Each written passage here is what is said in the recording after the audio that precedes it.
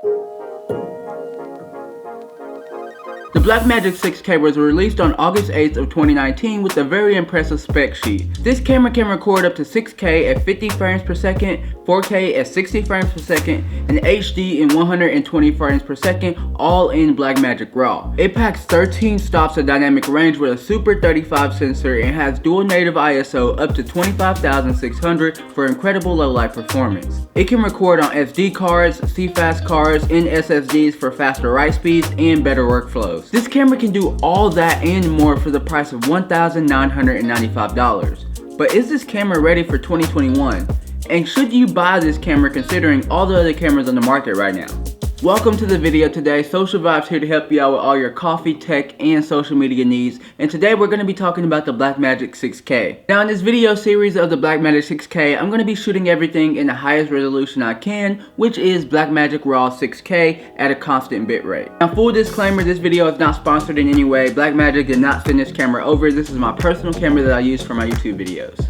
Now let's dive right in and talk about this camera. Now as you guys saw at the beginning of this video, this camera is pretty incredible for the price that it has. You can get 6K RAW out of this camera, which means that you can stack up all types of color grades. You can really manipulate the footage out of this camera because of the capabilities that it allows you to do in RAW processing. Now on this channel, I do really value the specs. However, more than that, I value the everyday use of the gear. So does this camera work really well with your workflow, with my workflow? How does it work in the field? And what do you need to get this camera up and started? So in today's video, I'm going to be going through the negatives and the positives that this camera has in the everyday use. So with that being said, let's dive right in. So I just gave a lot of different positives, which are the specs, and so we're going to talk about the negatives first. Now in 2020, you really would expect a camera of this form size to have autofocus. Autofocus is huge for videos like I'm recording now, or if you're on the go and you're trying to just pick up your camera and get a quick shot and you want to nail the focus without having to do any racks or any hunting to make sure that you're in focus, then this camera probably is not for you. It does not have autofocus. However, you do have this button on the back which you can press and it'll focus one time. It does not have any follow focus capabilities, and maybe in the future Blackmagic can release a camera like this with autofocus, and if they do that, this camera would be incredible.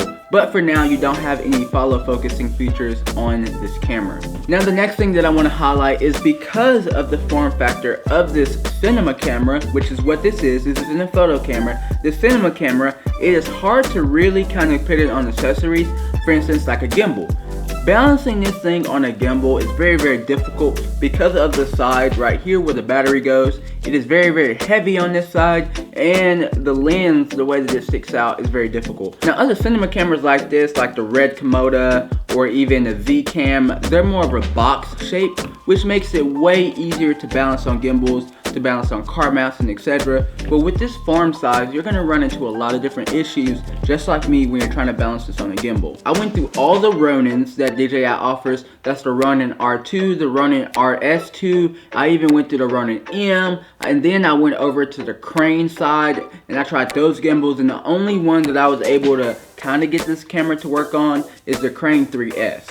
Now the next issue, which you probably have seen online already, is the battery situation on this camera. Now if you're going to stick to recording on these batteries, I really would suggest that you at least get 6 or more batteries for this camera because they really run out very quickly. Now for me, I use other battery solutions like V-mount batteries to hook up into the camera so that I can get an extended range of battery life on this camera. Which leads me to my next thing. With this camera, you need to get a cage to mount additional accessories to this camera. As you can see, there's not really a way to mount a microphone right onto this camera because it's not out of the box ready to be mounted and rigged out. Now there are a few different cages. I'll leave a few of them in the link below in the description so you can check out those and see which one's for you. Now the last negative that I want to harp on is the screen. This is really not an ideal screen for video recording because it doesn't flip out and you can't see it if it's on something like a gimbal or it's in a cage or something like that. I really wish the screen can slide out this way and maybe even turn and twist a little bit. That'd be super helpful because when you're outside in situations like low light and you have the camera maybe down here at your waist,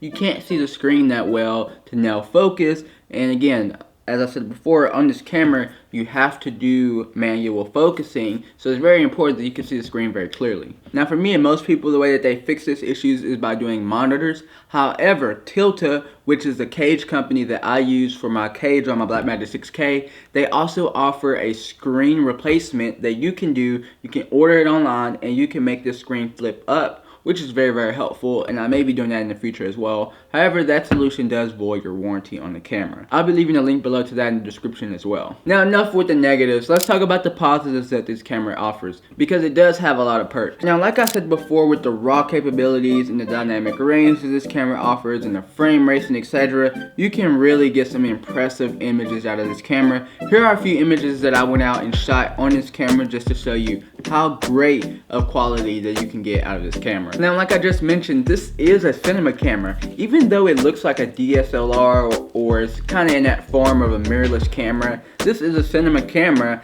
and it performs like a cinema camera.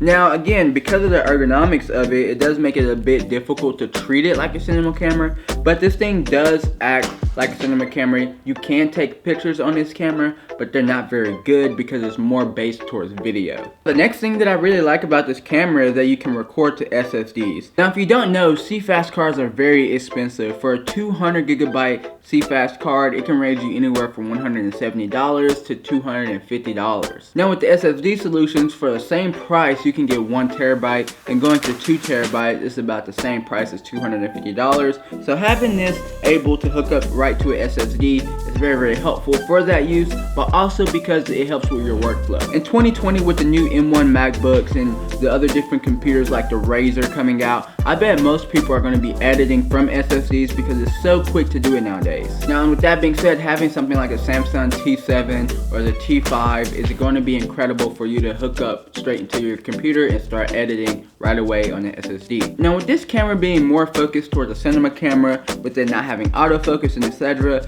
it gives you the opportunity to kind of create a crew. Now for jobs like the ones that I do, where I'm working with multiple different people and I have different people helping me like grips and etc., having someone and being able to teach them how to do autofocusing on an additional monitor in a different location is very, very helpful, because it helps me expand my team in the future to where maybe I'm not the person running around with the camera, or maybe I'm not even the person focusing. I'm able to focus in on directing because I've taught other people how to do that. And it really does help for someone who's wanting to get into this type of industry if they can learn these different things on a camera like this on a smaller crew.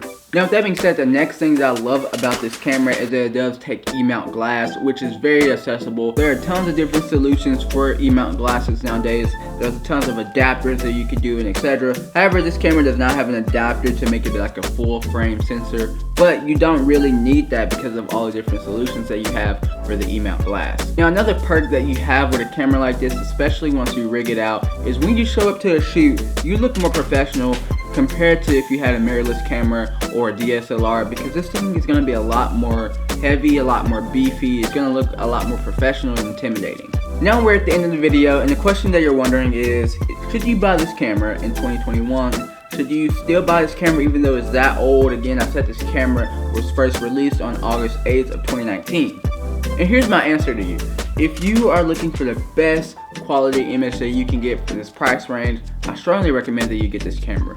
If you're looking for something that is better with your workflow, then I would strongly recommend getting something that has autofocus, like the R5 or the Sony a7S Mark III. Those cameras are great. They do have very similar image quality and even higher frame rates that you can record to. But if you're looking for the best high quality image that you can get, I would strongly recommend getting this camera for $1,995. Now, like I said, I am going to be doing a video series with this camera, and so in the next video, I'm going to be showing you my settings that I use in this camera, whether that's for slow motion, whether that's for the highest quality that I can get out of the camera, or if it's just for my YouTube videos or everyday videos that I'm recording on the Blackmagic 6K. Now, all the things that I mentioned today can be found in the link below in the description. And full disclosure, those are affiliate links, so it does help this channel grow. So I really do appreciate it if you use those links if you're going to be purchasing any of the gear that I mentioned today. With that being said, that is all that I have for this video today. If it brought you any value at all, please consider subscribing and check out the new videos that I'm going to be doing on this camera as well. I'll see you guys in the next video. Peace.